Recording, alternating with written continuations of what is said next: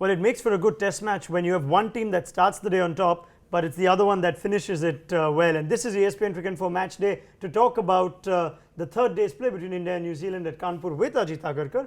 And of course, like always, he's picked his fine observations. And one was how Kane Williamson used his bowlers when the game was drifting towards India after a collapse by New Zealand. We'd also talk about the man who triggered that collapse towards the end, Ravindra Jadeja.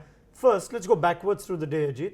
Kane Williamson at a time where you felt he should have been better, showed a little bit of inexperience. Yeah, I think it was more inexperience playing in these conditions. Once you concede a lead and over 50-run lead, in these conditions is a fair amount of runs to give India, especially when you're going to bat last.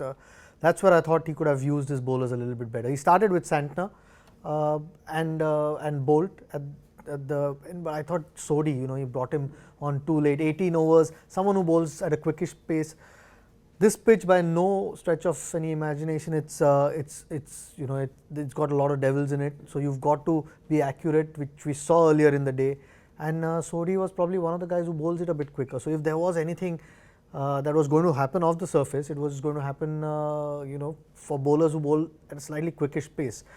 And then, to bowl Guptill at that stage, yeah, you can try an odd over to give him 3 overs. You almost felt like, because the Indians played so well and they cashed in on every loose ball that was given to them, he maybe thought that the game was slipping away, and then getting seamers on for way too long, because at the end of the day, on this pitch, at this stage of the game, spinners are the ones who are going to do the job. Yeah, just 7 overs out of 47 for Ish Sodhi. In contrast, it was India's spinners that did the damage early on day 3. Ravindra Jadeja, 5-wicket haul for him. Always a few smiles and laughters and some cheeky jokes when Ravindra Jadeja is bowling.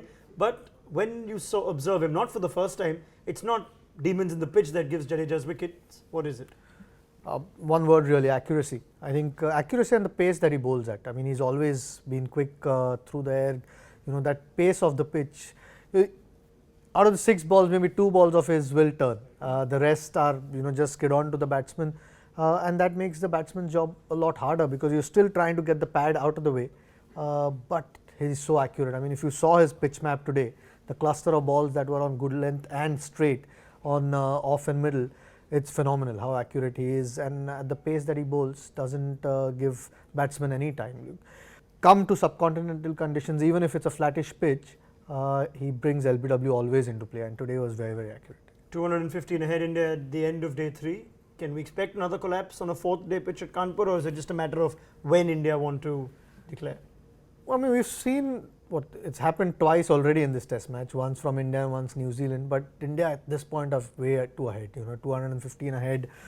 New Zealand spinners, especially in the second inning, not having shown enough, maybe under a little bit of pressure, whether to stop the runs or try and get the wickets. And India are clearly in the ascendancy. I can't see India being stopped from here on. Even if, they bat poorly tomorrow, they're going to get somewhere close to 300 worst case scenario, and that's a lot of runs for New Zealand to chase. Well, 24 hours and we'll see if you're right or wrong. Ajit Agarkar, thank you very much for your thoughts. India well and truly ahead then, 215, and well, looks like counting, but we've seen funny things happen in the morning sessions. Let's see what day 4 holds with us. All the analysis by Ajit at the end on ESPNcricinfo Match Day.